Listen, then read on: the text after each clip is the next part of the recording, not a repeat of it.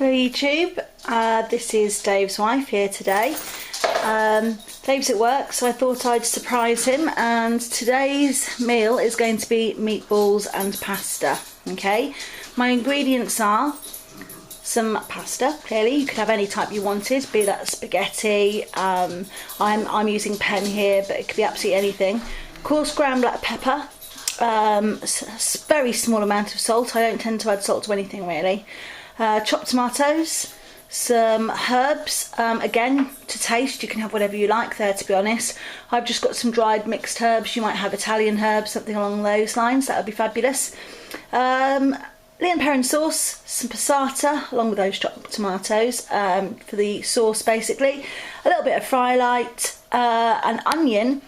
The eggs there, because I'm going to use that a bit later on in case the meatballs don't bind together that well, but again might be a bit of an emergency later on. Better than using flour though, I feel, and again this keeps this sin free doing it this way. Alongside that, some garlic. I'm going to actually add some very finely chopped mushrooms into my meatballs, but obviously you don't need to do that if you don't like mushrooms. And then some premium lean steak mince. So yeah, just trying to keep that fat content as low as possible as well. Okay, so those are our ingredients, and I'll start with the preparation.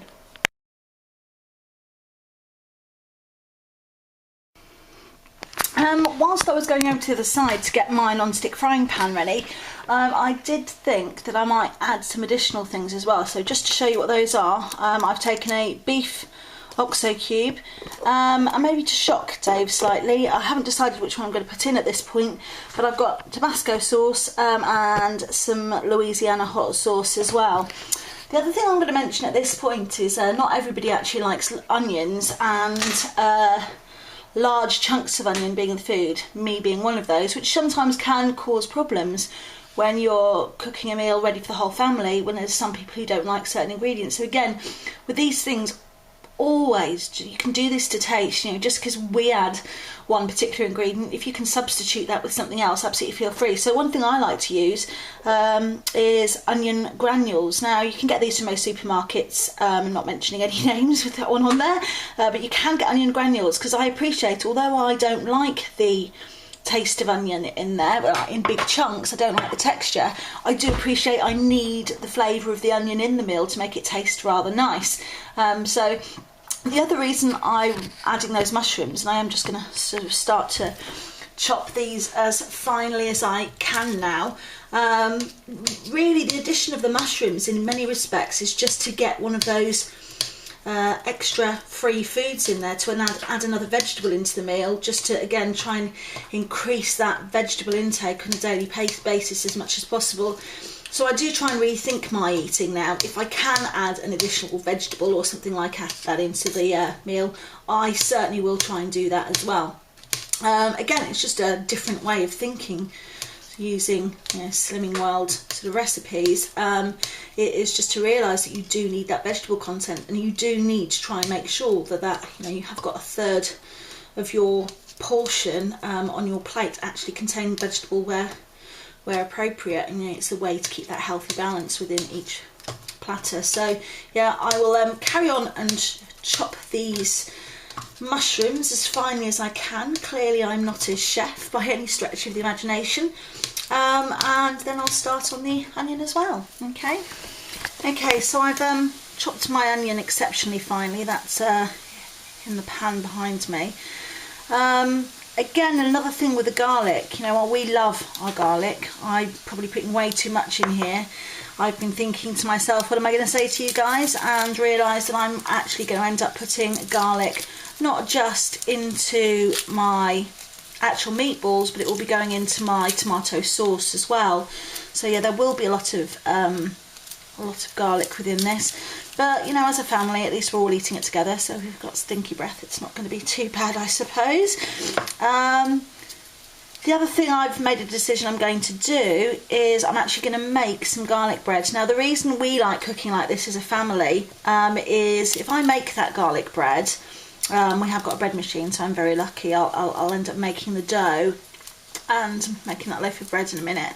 But because I haven't cooked it in the main meal, when Dave comes home, he's going to have that choice. If he hasn't had his sins whilst he's done his 12-hour shift today, if he chooses that either he hasn't used his, oops, excuse me, losing bits, if he hasn't used his healthy bee, then, you know, he may well be able to have some of that garlic bread along with a healthy bee, and maybe have one sin approximately. I will obviously weigh it out, but to have nice like 1 teaspoon's worth of butter, or I would prefer to use butter to be honest where that's concerned, but with some sort of herbs in there as well. It's not going to be totally sin-free, but it could be quite low. And again, if he hasn't used his bread, I will make sure I'm very careful on the portion size where that's concerned. That's the beauty of making it myself. I'm not going to actually have any waste with that. I can choose how much I actually wish to make.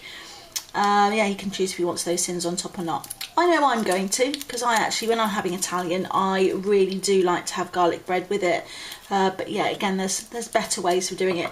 The other advantage of me making that garlic bread at home is, again, I know exactly what those ingredients are within that, and so I'm going to be in much more control over the weight and measures where that's concerned as well. Bless our little old garlic press. It may be old, but it still works very well. Again, the other thing we have with this is we do tend to use garlic granules as well, so you can buy the non-fresh variety of the garlic, and buy sort of the powdered or granuled versions as well. It really is up to you. You can make a recipe like this as hard or as easy as you want it to prepare. Again, we're lucky we have the garlic press. We do like to buy our garlic fresh, but very much, again, personal taste. Just because we're doing it this way doesn't mean that you guys have to as well. Okay, so in my pan now, I have my onion and my garlic, and I will just sort of break down that mince. I'm going to also add into this the coarse black pepper. Again, if you prefer white pepper, you just want to do it from normal pepper, not the coarse ground like we use. It is entirely up to you. I absolutely love pepper. Would way rather have that above salt. So in terms of how much I'm putting in, again, this is very personal. It is to taste. Salt, I'm not even joking when I say, a tiny minuscule amount of salt, very, very little. Oops, spatula. And basically, to lower the heat slightly, I'm obviously going to brown off my mince now to make sure that that's cooked right through. You may notice I haven't actually added the fry light. Personally, I think even though this is extra lean mince, I don't think I'm going to need it. I think, enough fat does come out. It's a horrible way of wording it, but that's the way it is. That I can get away without using that fry light, and I'm going to be able to brown everything off without actually having to go to the need of adding any fry light at all either. So I'll brown this off and I will be back with you shortly. Okay, so it's only a few minutes later, and the mince is browning nicely, but on top of that, obviously my onions are softening now as well. To be fair, had I not been videoing this, and I'd have been thinking, because of my dislike for large pieces of onion, it's very likely that I really and realistically should have softened those onions in the pan first, before I actually added the other ingredients. Now, what I'm going to add is that OXO cube. Again, we do like flavours. We do have very different tastes as well, but I'm actually going to sprinkle in that beef OXO cube just to literally give it a little bit of an extra boost there. So in goes the OXO cube, and I will mix around. I can't begin to tell you how gorgeous this smells. And again, that's as a non-onion lover too. But between the beef, the onion, the garlic, the pepper, I absolutely cannot wait to eat these later. They do smell absolutely gorgeous. So in went my OXO cube. I know it's a bit weird, but I'm still going to add a little bit of herbs into the meatballs. And in with that, a little splash, I say a splash, I put quite a lot in there, of the Lea and Perrin sauce as well. Okay, so in terms of flavour, yes, this has got an awful lot. I've tended never to use pasta sauces and things anyway. I've always done it from either using tomatoes or tinned tomatoes, passata. I've never been a fan of pre-made. So I suppose in that respect, where it came to changing our eating habits, the pasta sauce side of things was really easy for me because it's already how I had been doing everything from pretty much from scratch and making it for myself. So nothing has changed in that respect. I'm actually going to add a small amount of mushrooms into this as well. Not a massive amount. The rest are going to go into my pasta sauce, but I am just going to add a handful of mushrooms into there. Again, just for that sort of boost of flavour. I will end up cooking these, I think, as well. Again, you wouldn't have to be honest. If they were binding together and they were staying together, you know, you could get away with just getting them into a ball shape and serving them. It would be entirely up to you, but yeah.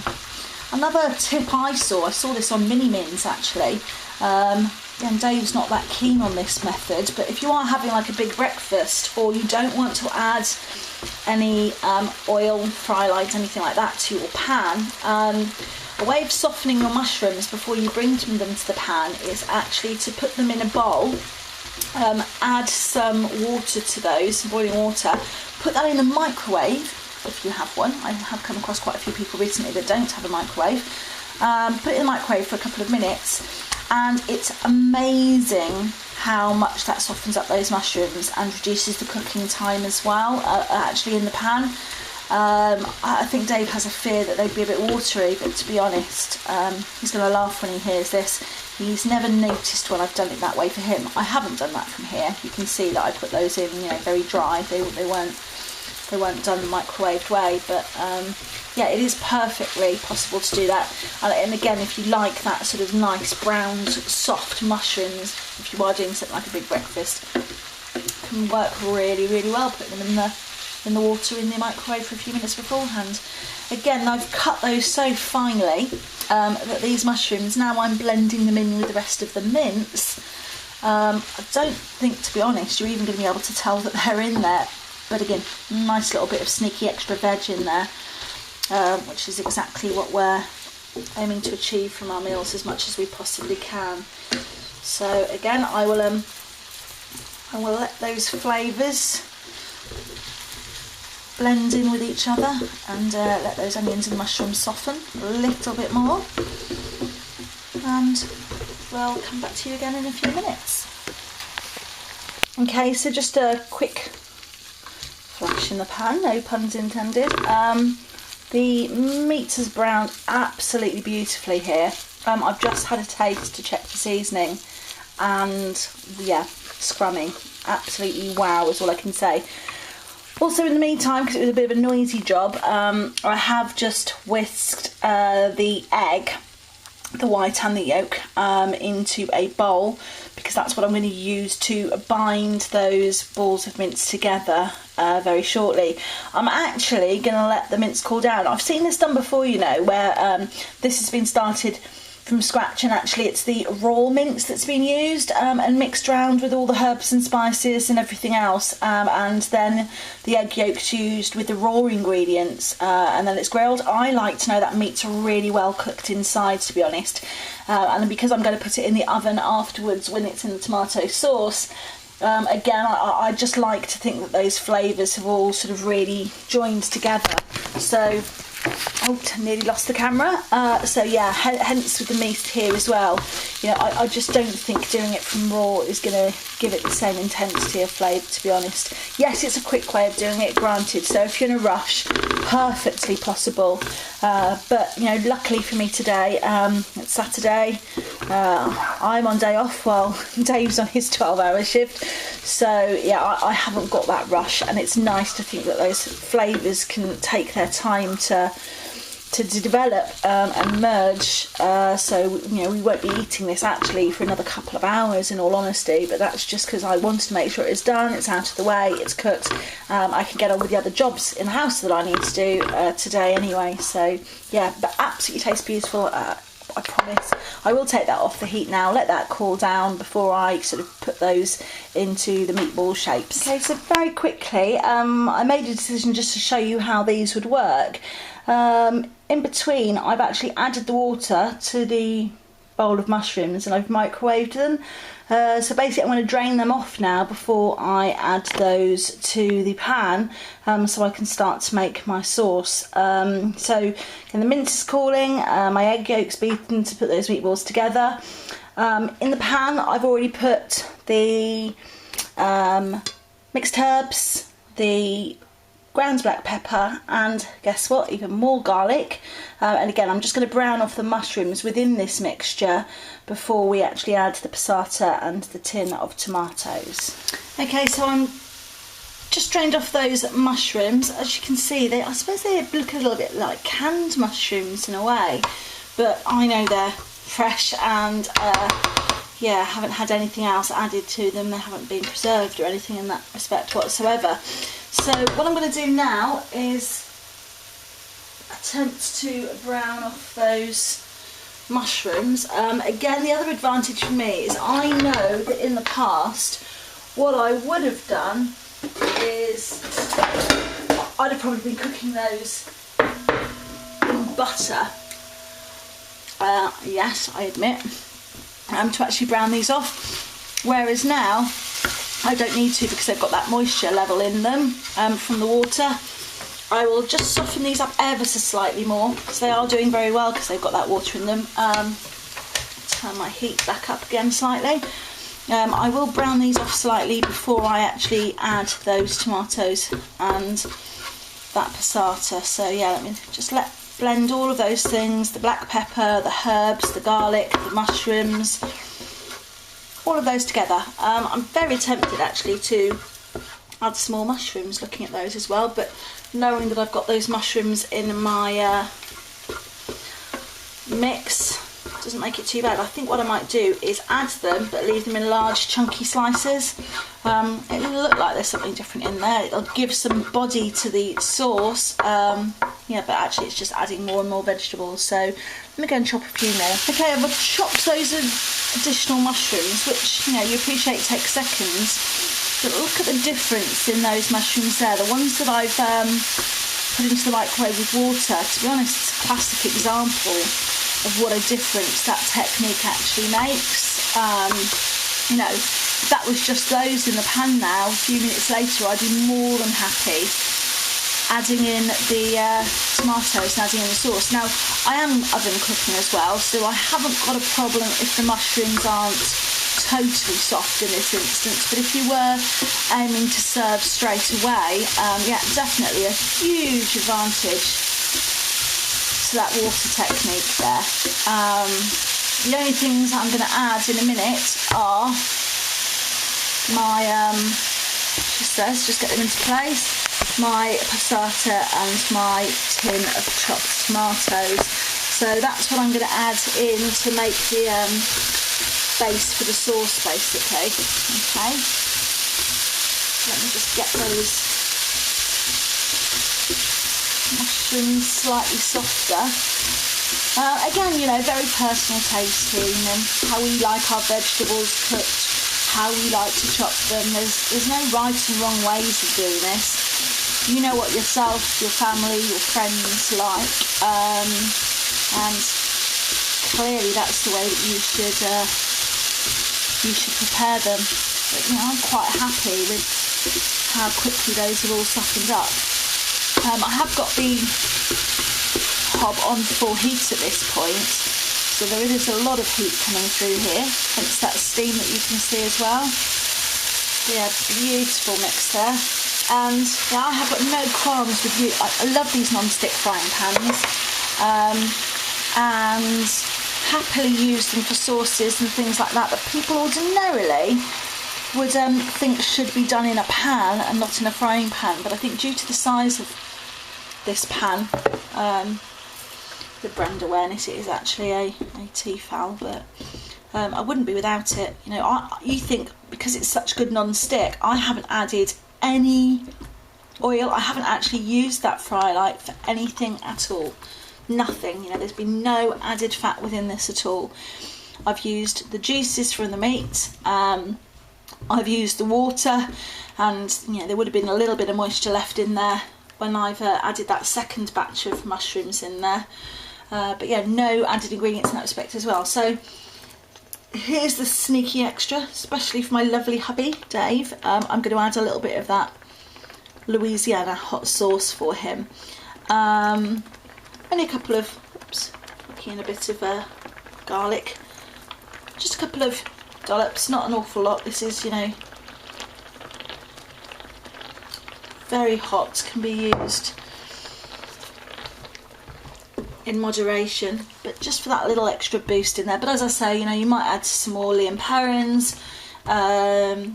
My mum used to add things like brown sauce, actually. Again, be careful of sin values, things like that. You know, you can't just add anything. And just be aware, you can add whatever you want, so long as you do incorporate the sins of anything you're adding in. It is not a problem in the slightest.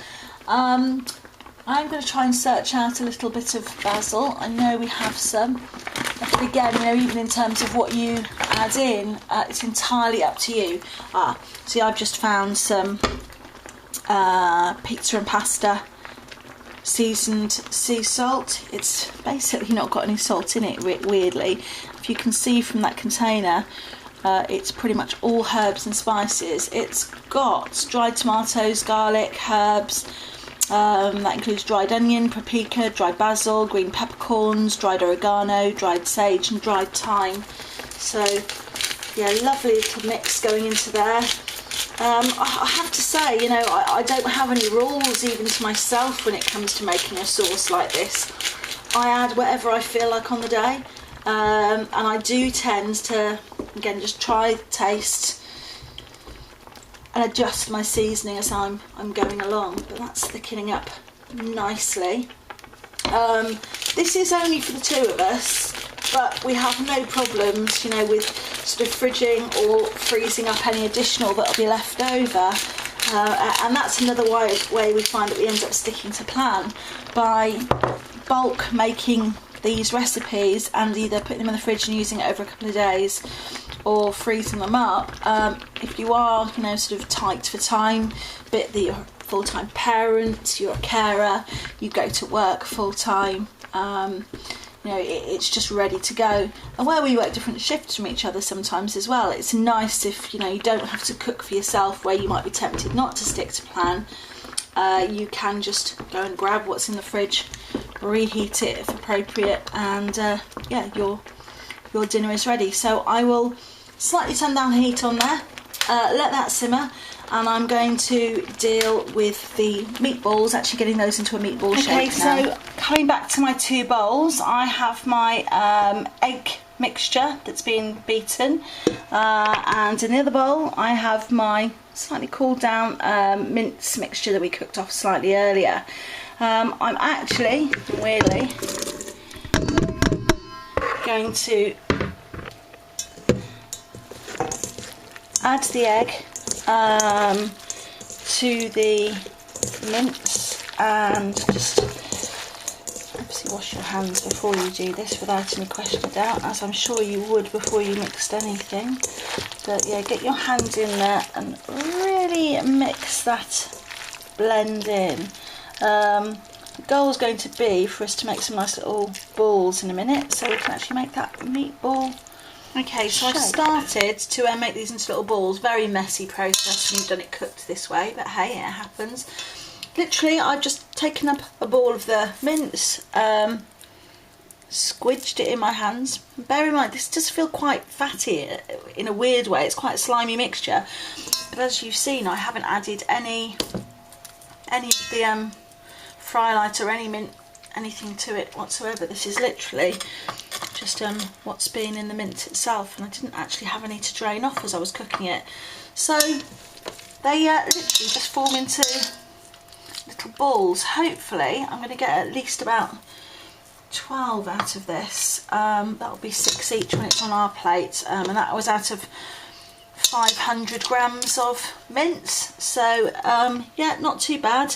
They are forming balls, and because ordinarily they would have been grilled or cooked, and before I add the bolognese mixture to it, I am actually just going to pop those in the oven for a few minutes just to start the egg binding that together. That's what's so slimy, so that, yeah, these actually keep their ball shape, I suppose, is what I'm looking for here. And again, fingers crossed, I am going to get 12 just about out of my mixture. So yeah, almost there, 2 more to go. And yeah, I'm really pleased with the shape, and to be honest, I haven't measured or anything. I've just picked up a small handful, and every one of those is a pretty similar sized ball, in fairness. So yeah, very messy egg, but hey ho. Yeah, overall very pleased with the shape of those meatballs. I'll just go and wash my hands. So what I've done is that I've put the oven on to about 180 degrees, and I'm now going to pop those in the oven just so that they can keep that meatball shape, or else, I suppose, you know, it's not the end of the world. This could become bolognese if it all falls apart. But hopefully, yeah, those meatballs will hold their shape, and I will then add in that lovely pasta sauce, which I will show you in a second, which is cooking on nicely now. Meatballs are now just sort of hopefully sticking together with that egg, and just heating in the oven, and you can hopefully see from the texture of that and the way it stays apart when I push it across. The sauce has now thickened beautifully. I'll just give that a little bit more of a stir. And just from the colour there, still very, very sort of red. Again, the way I cook, I'm very very tempted even to just go and add a few more herbs and things into that. I'll just give it a little bit of a taste test in a second. But yeah, overall, very pleased with that. Nice thick sauce. And quite literally, all I'm going to do in a minute is give those meatballs a chance to hold together a little bit with that egg, and then pour this sauce over it, and then leave them on a low heat. Potentially, even for me, I mean, it doesn't matter, to be honest. All the ingredients are cooked once the egg's done around. You could do it 10-15 minutes later, you could do it 3 hours later, so long as there's enough sauce left and it doesn't dry away. Yeah, you can go off, do other jobs in the house. My intention is to pop to the post office and take the dogs for a walk, and yeah, my tea should be almost ready for us. So yeah, we'll come back to this in a minute. Okay, so my meatballs have been in about 10-15 minutes, to be honest, while I got distracted doing something else. I'm just loosening them off the base, but as you can see, they've still held their shape really well, which is obviously exactly what I wish to achieve. Again, I'm just going to move them off the base so that they don't completely stick, and hopefully some of my sauce mixture will slip underneath there once that gets added in a second. So yeah, my free, loosened, nice, solid meatballs there, unstuck from the base of my dish, and all I'm going to do now is pour on my sauce. Okay, so my lovely tomato sauce, which is sort of waiting here in the wings, I'm literally going to pour that over the top of the meatballs and share that evenly across. And to be honest with you, I'll just scrape those last bits off as well. I'm going to let the flavours be shared out amongst those. But as I say, you know, if you wanted to, you could quite literally serve that immediately. You know, there's no need to do what I'm going to do now and add that into the oven. But you know, I just like those flavours to sort of be there. And again, I'm not in a rush today, so there's no need. But technically, that would be, you know, ready to serve. If you wanted to, you know, you could sprinkle some cheese on there for added effect, a little bit of parsley. Serve that with pasta, spaghetti, or again, any other shaped spaghetti that you happen to have. But the smell is absolutely divine. We will see how that looks a little later. Okay, so a few minutes away from serving now. I'm just reheating the meatballs and sauce. And I'm just bringing the pasta to boil, so should be about 7 to 10 minutes, and this will be ready to serve itself up. So nearly there. Okay, so from having reheated my meatballs and draining off my pasta, you now have your sin-free meatballs. But I haven't had my healthy A today, so here goes my cheese. Enjoy.